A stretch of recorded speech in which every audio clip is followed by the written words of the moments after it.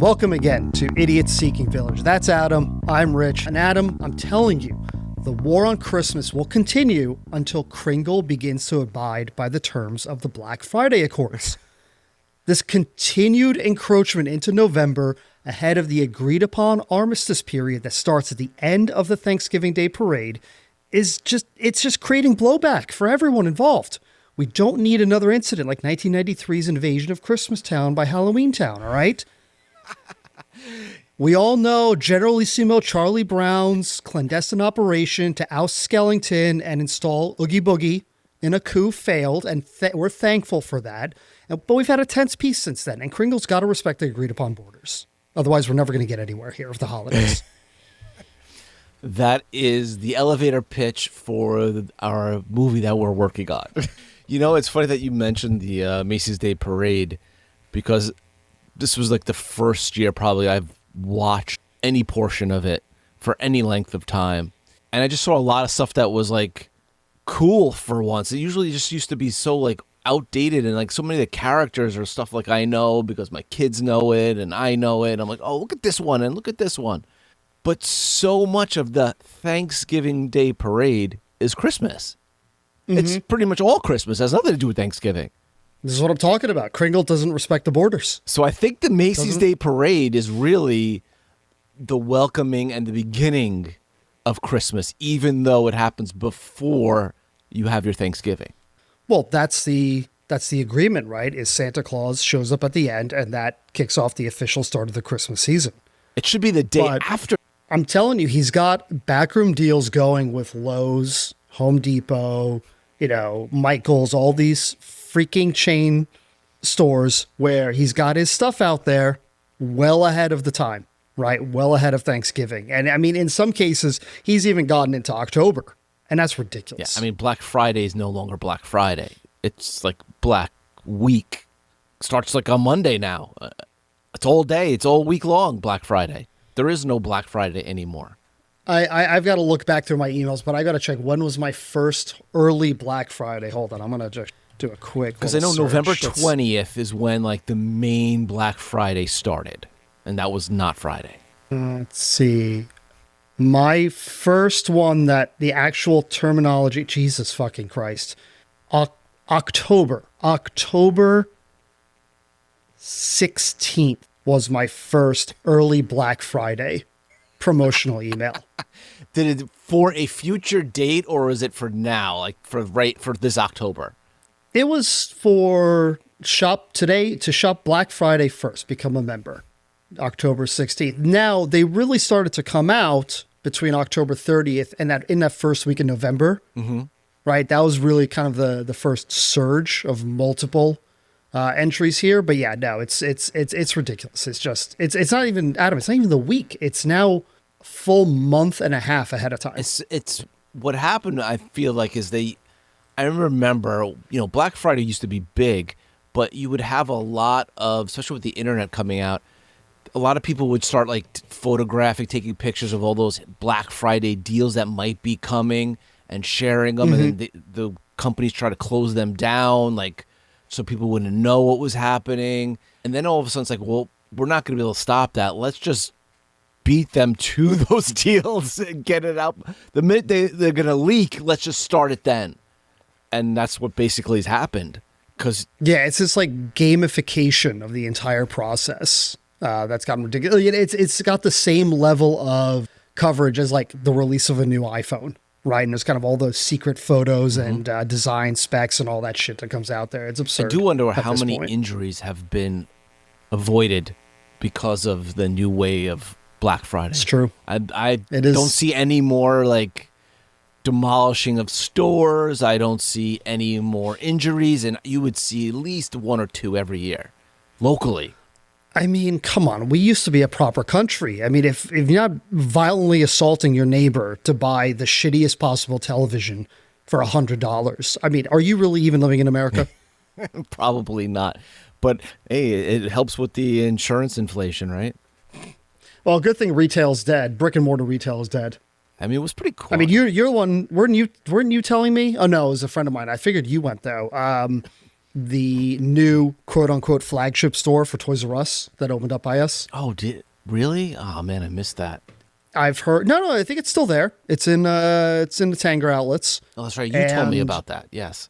Yeah, I'm surprised you haven't gone yet. Yeah, no, I haven't been yet, and I've been told that it's got the vibe of a pop-up. Like it's not permanent. Right, exactly. Like apparently you check out, it's like on an iPad. It's not even like a register or whatever. It's, and I take it. Look, some of that is just technology and whatnot, but like, I don't know. I still grew up in an era where I'm watching Home Alone 2 and I'm looking at Duncan's Toy Chest, right? The old FAO Schwartz, and thinking like, that's what a freaking toy store looks like. I used to work in Times Square right across from that flagship Toys R Us store of the carousel and the 20-foot animatronic T-Rex. Like that is what a toy store is supposed to look like. It's not supposed to look like Spirit Halloween's, sloppy seconds. No, I totally. It's funny. We went to FAO Schwartz this weekend, and I had honestly, as far as I can recall, I've never been to FAO Schwartz, and I'm like, I don't think this is the same FAO Schwartz, because I feel like it was a lot smaller probably. And it's also based it's a very station specific, like business company specific. You have like your Build-A-Bear. They have their little section. You have your Jellycats. They have their little section. Your Barbie has their own section where you could pick and floor where you could have like little dresses you could put on it. I just felt it was very small. And you're talking about the one that's in Rockefeller Center, yes. Right? So I remember being when I was a kid in the old FAO Schwartz store. Now, I remember it being segmented. Mm-hmm. Like you had dolls in one section, right? Then you had action figures in another, right? And all these sorts of things. I don't remember it being as brand specific, like this kind of department store setup that they have now in the new one that you're pointing out. But it still existed to some extent. Right. Like similar toys were always with similar. But you're right. It's more of like a department store setup where you've got a store within a store, right? Here's your Pop Mart stuff. Here's your Pokemon stuff. Here's your Nintendo stuff or whatever. And they've turned it into like what seems like it's not toys. Like it's not something you're going to see at Target or Walmart. There were no like action figures. You weren't going to get your G.I. Joe or Star Wars or anything like that. It was very specific to toys. A lot of it was customizable toys to like set it apart, where you could get, this kind of painted figure, or you could have this sewn on or something like that. But I just felt like FAO Schwartz was supposed to be this massive store, and it was big, but I don't know, like big, like they're jumping on the piano and playing the piano on the floor. That place looked massive. This did not feel like that. It was like a lot of floors, but it felt like it was narrower. Like I said, I've never been in the real one before, so I can't compare it to anything. But didn't seem so much bigger than a Toys R Us would have been on one floor. Yeah, no, it's a different setup, right? Because the original one had that kind of multi-story entrance at the beginning. Again, you see it in Toys R Us, Home Alone 2, right? What that kind of looked like. So yeah, it doesn't have that same vibe, but I think I wouldn't call it small. No. Really? But it's not expansive, right? It's not a lot of empty space. It is tightly... It's modern retail. It's compact. It's efficient. There's, they're really maximizing the usage of the square footage because it's expensive as all hell. Yeah, it was very cool. I mean, there was a line out the freaking door, which I would never wait on. Thankfully, we didn't have to. Yeah, because we're, those top-notch people we get just ushered in, Skip the lines. Get this guy in and out before anyone sees him. Yes. Yeah, no, I got Because apparently you needed, for this Jellycat experience, you needed reservations. Because they didn't have it last year and it was chaos. So they had to have reservations this year. So you were able to get in at a specific time and not have to be with the other crazies. It was a very cool place. Oh, boy. Jellycat. Is that the new... Labubu? What are those called? No, not Labubu. What was the other one? The Squishmallows. Squishmallows? Yeah. Squishmallows, yes. That's a new one, right? Yeah, I don't even... It's been around for a couple years now, but there's nothing proprietary about it. So it's just like foods and animals and things like that. Some of them, are cute or whatever, and some of them are, they're exclusive and this and that and all that other nonsense. But what I think is very cool about it is it's stuffy, and then it has it's loaded with like beads, like a weighted, so you could put it down and it always sits up. It won't flop over. It always sits upright, so the face you could see. that was smart on their part to come up with that idea. But And when they break open, it's so much easier for the toddlers to swallow everything inside. No, I love it. well, survival of the fittest children, right? Speaking of survival of the fittest, my friend, so much has happened to our southern neighbor. What's going on in the Caribbean? Dude, man, this Venezuela thing, I have not been able to come up with the words to explain at this point how I'm feeling about all of this shit. Because, like, disappointed doesn't, like, work anymore. And you're my word guy. You're the smart one out of us two idiots. Like, I have all the best words. You know that. I know you do. You literally have the best words, at least in comparison to me. And for our president, forget it. You're the dictionary, and he's like, I don't know, Corduroy the book. Stuffed animal bear. Oh, God. But, you know, we talked about this earlier about Venezuela and Trump and how he clearly wants to go to war with them and the drugs being a physical reason for a war with Venezuela. But now we have fucking 80 people who have been killed. So you can't even use the word like farce anymore because it's not funny for them.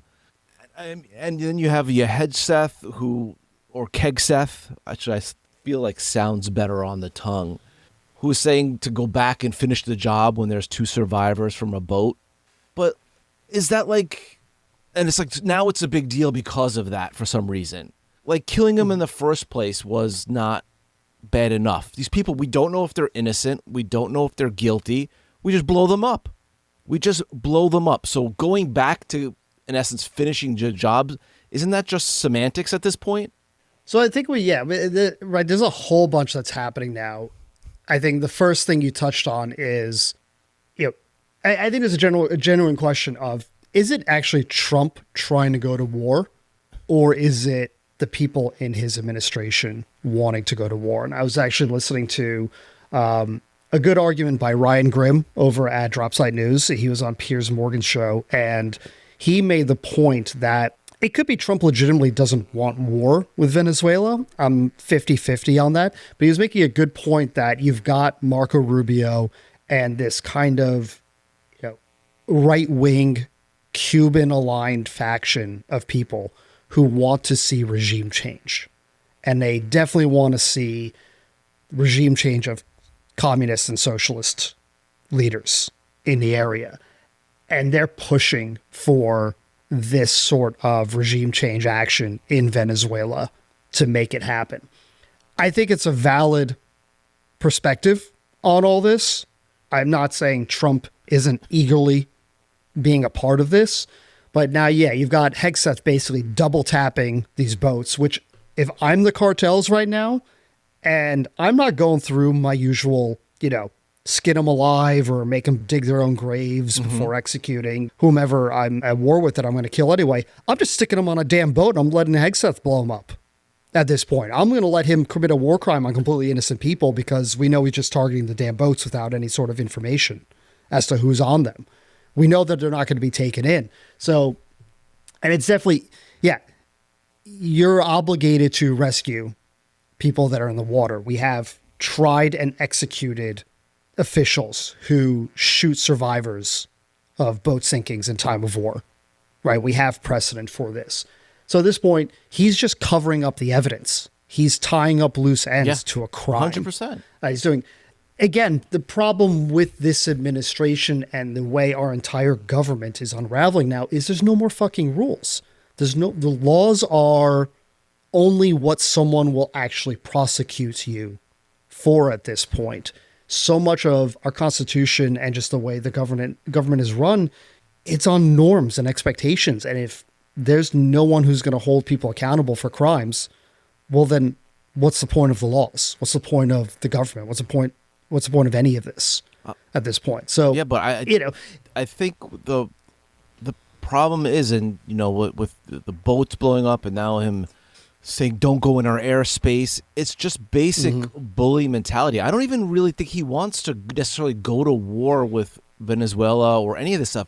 He just wants what he wants, and that's it. He wants Maduro to leave because he wants what he wants from Venezuela. And Maduro really can't give him anything that will be greater than like $1 trillion worth of oil. And I think this might be Trump's vision of his one and final big grift. I could set my family up with billions and billions of dollars of worth of wealth if we just get this fucker out. Because you know what? We're violating laws left and right. But when you're the biggest bully in the room with the biggest guns, who's going to stop you? What are the UN going to say? We think this is a disgrace. Great. Did that stop Russia from invading Ukraine? No. They just did whatever they wanted because who's going to stop them? And it's the same premise. We just now have a really good map of what you can do. And we have people now who are like, oh, we like to do those things. Yeah, it's a might makes right mentality. Yes. And two wrongs make a right. That's the world we live in today. That's the world that we've created, that we've shaped, that we've allowed to occur in front of us, right? And I think you're making a point. There, you look at the who was it? The Honduran, Nicaraguan, who was it? Whose president? The Honduran was president? Actually Honduran president who was actually a drug trafficker. Yes. And he was pardoned. And he's being told to go run for president again, go get back in power. Why? Well, if you actually care about narco-terrorism and trafficking, and this is all about keeping drugs out of the country, why are you pardoning convicted drug traffickers and telling them to go back in charge of your country in Central and Latin America? That's not, there's no consistency there, right? It's all about who has power and who stands to benefit. And Maduro's a guy who he's holding the bag at the moment, and he's going to get caught. Yeah, I think that is the Honduras president, Juan Orlando Hernández. That, to me, is the one that, like, it's past the words of hypocrisy anymore. I really feel this is just Trump's biggest middle finger yet to, like, everyone. Like, just fuck you. Here's a guy who the Department of Justice, we waited till he left the presidency, so he no longer had immunity. We went to their government, asked them to extradite him to us, and they did. A jury found him guilty for 45 years for being a fucking conduit for tons of cocaine. And now he's pardoning him, and in the same breath, he's calling Maduro a drug trafficker who uses Venezuela. What? That is literally a middle fucking finger. There is nothing else but a middle finger, knowing that the people who supports him have fucking serious head trauma injuries to be okay with the bullshit that comes out of this guy's mouth still. There's no other way. Hypocrisy, and I feel like I don't want to say I'm an idiot. I'm just completely baffled by how ridiculous this is and how he could get away with it continuously, other than the fact that Republicans he has by their balls and pussies, and he tells them whatever they want to do because they have fucking no ethics whatsoever, and they're more afraid of losing power and being threatened by their own constituents if they turn on him, because they'll get death threats. I don't even think so much. You started to bring up a separate point. I want to bring it back here. You were bringing up Russia earlier, and now we've got this 28-point peace plan that's been put out there that's clearly got the Kremlin's fingerprints all over it in terms of the benefits.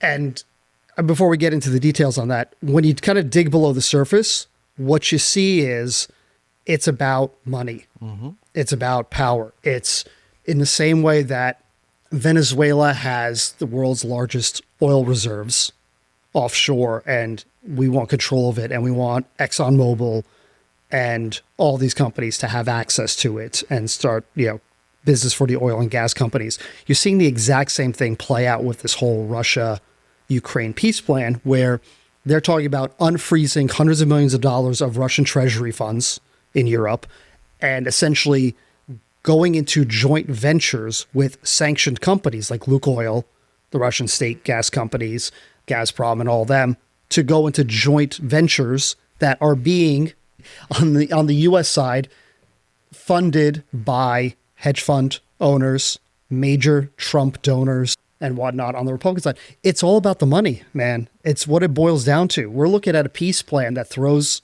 Ukraine under the bus, takes away their territory, gives them some paper guarantees for all their losses, right, against future invasion. But again, Russia's been fucking around. They're being rewarded now potentially for invading another country and costing hundreds of thousands of lives in the process with massive hundreds of millions of dollars of investments that, by the way, not going to benefit you or me in any sort way, shape, or form. Russian gas isn't going to start pouring into the U.S. and lower prices. No. It's going to run to Europe. But these guys are basically taking advantage of the opportunity to get in there, unfreeze hundreds of millions of dollars of sanctioned money, and to go into business together. So billionaires who are in Donald Trump's corner are going to make out like fucking bandits. We're all paying for it with our taxes, and we're not going to see any benefits. Yeah. For any of it. And now they'll be supported over there, by the U.S. military, so they could. Russia would probably. That's the only thing that stops Russia from going further is that, like, hey, now we have assets here. You don't want to fuck with U.S.'s assets. And that's the other thing. You look at the points on the peace plan, the quote unquote peace plan. It's brilliant. Putin is not stupid. He is creating a situation where the United States and major Republican megadonors now have multi-billion-dollar stakes in Russia. They are taking it so that the U.S. is no longer in lockstep with NATO and the European nations in opposition to Russia. What they're doing is they're using U.S. money, billionaires' money, as this fulcrum to drive a wedge between Europe and the U.S.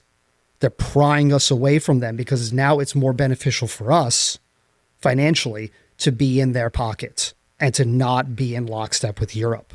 It's a brilliant move by Putin and his people to pull this off, if they do pull it off, because now you're breaking up NATO without formally attacking NATO. You have made it so that if a NATO country is attacked, right, Article 5 states that we all defend each other. Mm-hmm. We're all in it together. An attack on one is an attack on all. They're saying, yeah, you guys are going to get to keep that. But by the way, now all the money is going to be in the U.S.'s pocket. And is the U.S. going to want to lose all that money and access to these resources? They're not. So if Poland gets attacked, if the Baltics, Estonia, Latvia, Lithuania, if they get attacked, we're going to go, okay, well, what's Poland or Latvia worth to us versus hundreds of millions of dollars of Arctic gas and oil exploration projects and mineral rights? Mm-hmm. We're going to go, you know what? Maybe we don't rush into things here. You know what though is funny is like, then I could see like certain American like diplomats turning up dead somewhere as the American defense departments are like, wait a minute, we're not going to go fund these guys. You're not going to give us money to like make bombs to go blow them up. Okay, well, we're going to have a problem over here.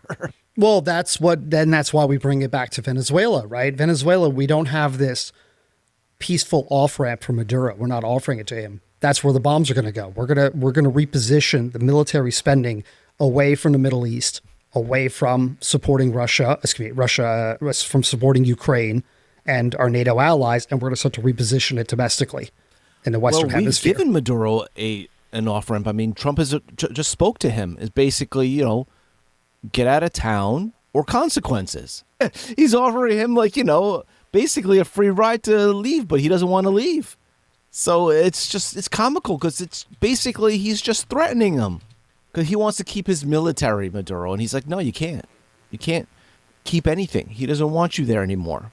I just think it's all just money now. It's before in the past it's always been about money, but everyone has always tried to hide it. To make it not like it's always communism. It's always freedom, but it was really always about money. It's always been about money. Iraq, now Venezuela, Ukraine. It's all about who's going to grease whose palms first and who's going to get the riches from it. Yeah, I mean, look, Trump offered Maduro terms, but all he offered him was safe passage out. Yeah, get out. He didn't offer him amnesty or immunity or anything. So yeah, cool. You can get out of the country, but then we're going to fucking hunt you down. Yeah, but do you think immunity from Trump is going to mean anything? I don't believe anything that he says. That's the thing. It's like to believe anything he says, it would be like a nun trying to teach you like the Kama Sutra. You're going to literally listen to her? Does she know what the fuck she's talking about? No. So anything he says is bullshit. Just like Putin. Look at how many people have died from, free elections in Russia. It's Well, yeah, that's part of why Maduro turned him down. He's like, well, fuck you. I don't trust you that if you're not going to even bother offering me immunity, I know you're coming after me. So these terms are bullshit. This is why the Venezuelan airspace got closed, right? That's why that whole tweet went out was that Maduro's like, no, I still, like, this isn't a good enough offer. And Trump goes, okay, close the airspace, right? So it's funny because it's basically more or less been closed other than certain American flights are allowed to kind of cross over there. But it's been closed for like years for most like American cargo vehicles and things like that. The United States cannot close it, but at the same time, other countries can't like say, well, we're just going to send our people over Venezuela and take the risk that it doesn't get blown out of the sky at some point. Like, you can't do that. So, hence, you're doing something way, even though you can't legally do it. Once again, it's the bully. It's the biggest bully in the room. yeah, exactly. But again, we're rewarding bullies in this case, right? With Russia, right? With Putin, with all these guys who are negotiating these terms, right? They've invaded their neighbor. They've invaded a European nation. They've invaded a country that has had close ties to the U.S. And after years and years of sanctions against their companies, against their treasury, against their oligarchs, we are now offering them a lucrative off-ramp. And at the same time, not only a lucrative off-ramp to get all that money back and to lift the sanctions on all these people and all these organizations, but also to make it so that the U.S. is in Russia's pocket when it comes to European affairs. I mean, Putin's going to sit quiet for a year or two, let the dust settle, and then he's going to go right back to his shenanigans because he's going to want more power, more influence, going to fuck around with people. This is, we're rewarding bad behavior at this point. That's what we always do. I don't want to call it appeasement because I don't want to go down that road, right, of saying it, but this is not the kind of offer you take up. You dictate terms to someone like this. You don't get dictated to by them. This is an unequivocal win for Russia and Putin and his people. And it's a win for American businessmen who are backing Donald Trump. It's a big loss for everyone else involved. Yeah, that's all that matters, right? Is those businessmen. And as for Poland and all those countries, they're just going to line up and be like, here, why don't you invest here? Why don't we give you stuff here so that it would prevent Russia from invading because you're going to have businesses here. Because it's like, we have to make amends for all those businesses that got punished when they had to leave Russia. So they got to be made whole, just like all the time. Well, it's the fact that we talked about this last week, right? If there's one key difference between the Democratic and Republican Party, is that the Republican Party is firmly in bed with oil interests. And that's what you're seeing play out right here in both of these nations. Yeah, it's a joke. And I just might as well just stop trying to, as years have gone by, we've, now it's more and more out in the open. Let's just say what it is, that you don't give a shit about all these things and you're just doing it for the money. It's just obvious. At this point, it's just you're not even trying to hide it, but I guess some of these head injury survivors still believe this crap. I mean, what do you say about that? There really isn't. At the moment, I think we got to see some of this play out, ultimately, at least on the Russia side, what I covered ahead of this. This is all still in discussion. It seems to be that there's at least a framework that's agreed upon for some of these bullet points of where we're going to end up. But right now, it's really looking like, this is a Bond movie villain moment, right? This is the wealthy guy in the background, manipulates geopolitics, causes wars, and just makes out like a bandit, profit-wise, because of it. I think a lot of this has really started moving quicker, where Ukraine is more supportive of it. Because I think recently they've had a lot of people go AWOL on the front lines and leave. And I think it's all about attrition. They're running out of people who can fight. And so maybe this is their wait, we might as well just do this because the United States doesn't give us more armament. How long can we keep doing this?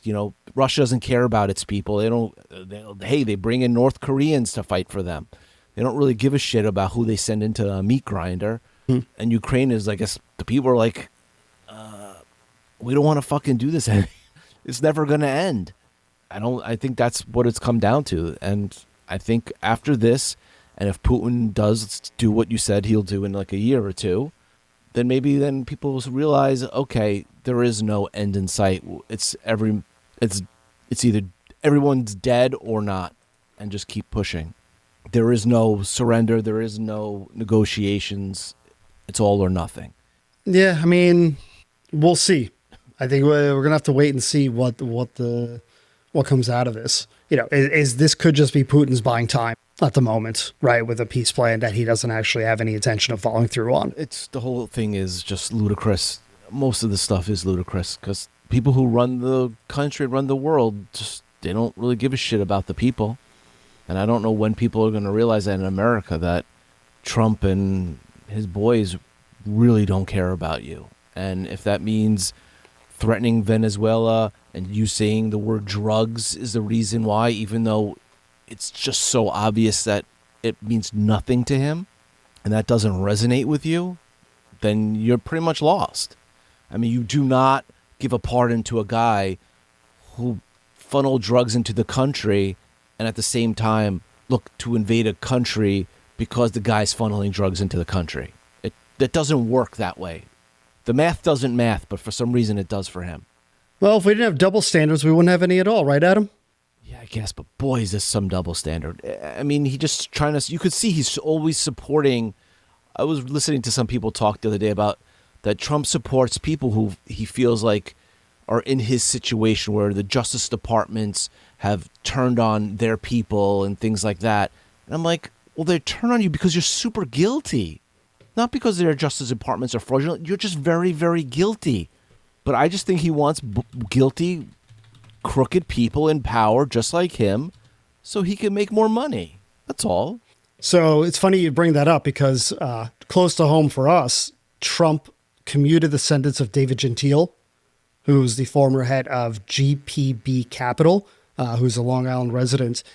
He ran a Ponzi scheme, $1.6 billion. And him and his partner were convicted, and he went to prison on November 14th of this year.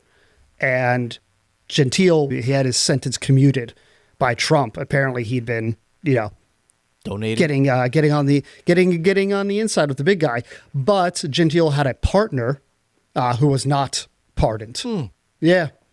Well, it's interesting. Maybe he was a liberal.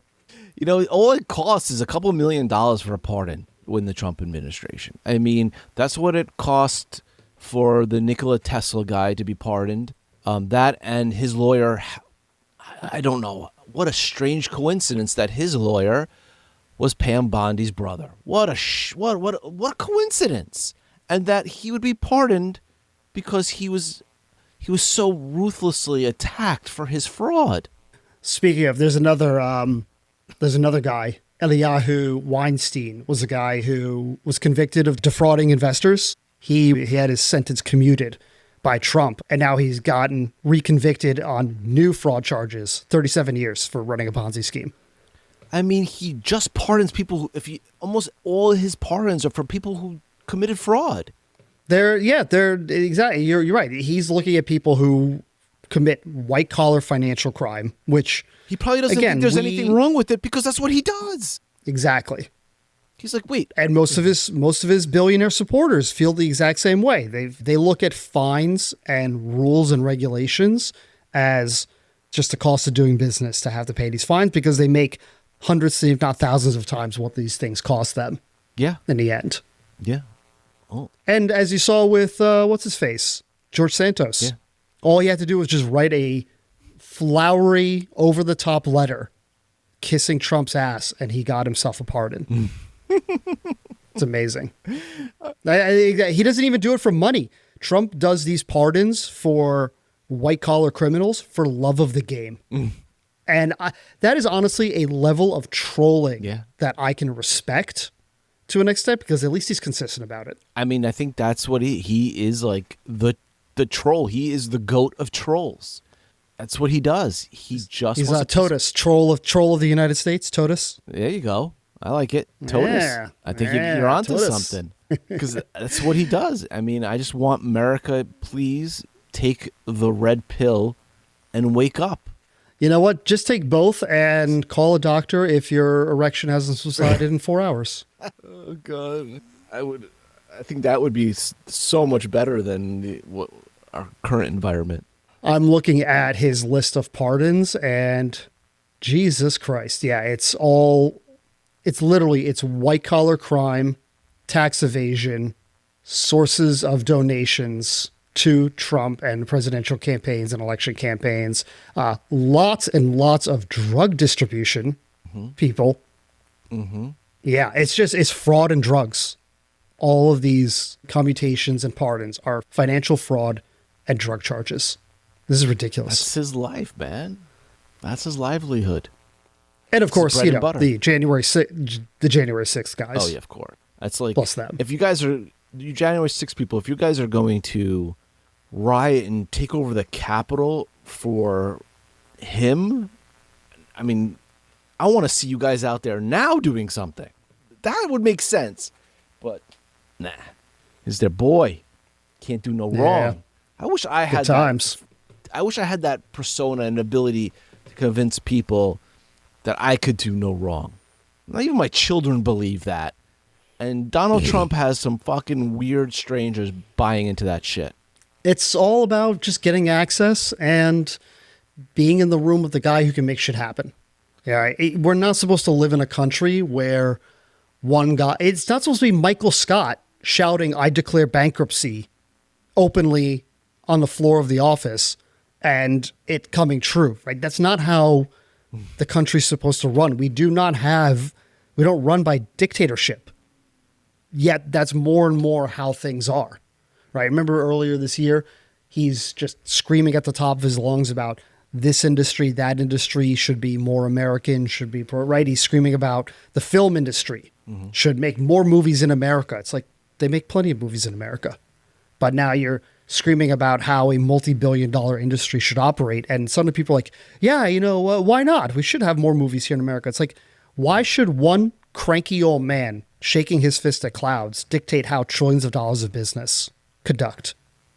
No idea.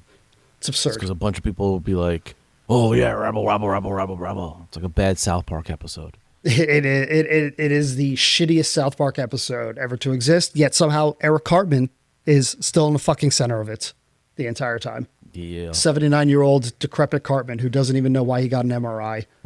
Well, I don't want to say I feel bad for Maduro because I don't necessarily really feel bad. It's just like saying the word, but it's like, man, he's in between a rock and a hard place. But you know what? His people help keep him there. So, I don't know. It's just a run-of-the-mill shitty dictator who uses police and security forces to oppress the people. This is a tale as old as time. And of course, the opposition is out there trying to paint themselves as freedom fighters. Now, look, was he elected under bullshit circumstances? Absolutely. Right? He's been holding onto power illegally. The people who are, Trump is backing and want to kick him out, they're not much better, if at all. Right? This is going to be yet another one of these situations where we engage in regime change and the people who come in suck just as bad, if not worse, but at least they're in our pocket. Yes. And we get to take advantage of that. Maybe that's just realpolitik. That's just the world that we live in. Unfortunately, I still believe we get to dictate how this world exists and what we find acceptable and how it operates. We can get there. We as in the individual, not we as the country, right? We as individuals. Right. We choose to accept these things, then that's the world that we live in. When we say we're absolutely not accepting this, then we start to make change. Yeah. I mean, what's funny is that it is a tale as old as time, and you could see this country going the same way. You have a country in Venezuela which was fairly well off, but you have a lot of rich people getting too much, and the poor people not getting enough. The poor people rise up. They put in a guy who's a socialist who destroys the capitalist markets. Poverty increases, and then they become a dictator, and then that's that. In this country, we have the wealthy getting wealthy and wealthier, And for some reason, people don't see that there's always middle ground. They always swing way to the other side. Yeah, we get easily distracted. Then again, look, our media is owned by, 15 different billionaires, the entirety of it. We don't get an independent view of things. We don't get both sides. We don't get multiple perspectives. We get the approved perspective that doesn't hurt those people's bottom lines. But even if we did, do you think people believe those perspectives? I mean, this is for, a future episode. Terrifying, man. But I have been starting my quest into Candace Owens. Oh, boy. And it hurts. It hurts. What I'm willing to do for the American people and for listeners and for you, it hurts because I'm not really sure what I'm doing. I feel like I went to that party, there's like a rave party or something and it's got no name and you got an invitation, you're going and you're seeing all this chaos inside and you're just like, what's going on? How am I going to be a part of this to understand? Because I don't know why that guy is wearing a deer head and a loincloth. I just don't get it. And my mind is boggled by what I watched so far because I don't get it. You are taking a hit to your mental health. Yes. That no one should, but we appreciate your sacrifice. I mean, look, as your friend, your sanity has always been questionable at best, and your mental health has not been the greatest. And I don't think this is going to push you over the edge. I think this is just going to put you right in your own sweet spot. And I'm not getting high. I'm not drinking. I'm doing it all sober, which I think might be very dangerous. You're raw dogging your research into Candace Owens. My God, we thank you for your sacrifice. Thank you for your service. Look, when I'm dictator for life, I'll put a holiday, a memorial holiday up for you. Oh, bless your heart. And as long as that holiday you sell tons of trinkets in my name that are meaningless. Oh, yeah, no, it'll be a thoroughly capitalistic holiday. Okay. It's going to be all about the expenditure of, money for goods and services. And cool without shirts. any particular... No cool shirts. It's going to be just literally useless trinkets and tchotchkes. It's going to be the shit you give people on holidays, terrible gifts that say, I don't care about you, I don't particularly think about you, but, here's something. It's funny because I remember an old aunt of mine gave us 2 gifts, me and my cousin. And I was the oldest, so I got to choose first. And I got a Tootsie Roll bank, which was kind of cool. But the secondary gift was basically a ruler with different kinds of like woods on the ruler for a 7-year-old boy. I was like, wow. As I've gotten older, I was like, man, what a bad gift for a child. And that's the kind of trinkets I want. That is what I want. I want that ruler. I want that ruler for all the boys and girls in the world so they can measure the failure in their life. Wow. Did you give away toothbrushes at Halloween? What was going on at your house? A big thing of candy that was ransacked within an hour because it wasn't home. I think you gave out travel packs of toothbrushes and toothpaste and fresh fruit. Here's an apple for your troubles. Yeah. And a couple pennies. They're going to be rare someday because they stopped making them. These are an investment. Hold on to them. Yeah. This will be for your children. All right, dude. I think that's enough for today. Yep, let's see what's going to continue happening here in Venezuela and Russia. But it seems, unfortunately, the way it's tracking, the bad guys are on their way to winning. Speaking of bad guys winning, you definitely lost our bets. Yeah. Thanksgiving has passed, come and gone, and Maduro has not been ousted. So I don't remember what the terms of our bet were, but we're gonna have to look into that. I'm gonna have to hold you accountable. I want to declare Price is Right rules then. Closest without going over? Exactly. Oh, no. The other half is I had to be correct. But I'm pretty sure I said after New Year's. Yeah. So I kept myself pretty... Yeah, that's what I'm saying. You got an infinite run. No one told you... Hey, you and I call this out at the same time. No one told you to pick a specific date and hold on to it. And to be fair, you almost won. It looked real sketchy there for a while for me. Yeah, he just slowed it down. But I mean, Jesus. You're saying you have CIA guys there. What's a missile or two? Hey, anything government related takes extra long. It's not the private sector, friend. Yeah, that's true. Oh well, you win some, you lose some. Right. On that note, everyone, Be good, be not in Venezuela and or Far Eastern Europe, and try to enjoy capitalism's, Saturnalia orgy of discounts and take advantage of that for your family and get them shit that they don't need or want.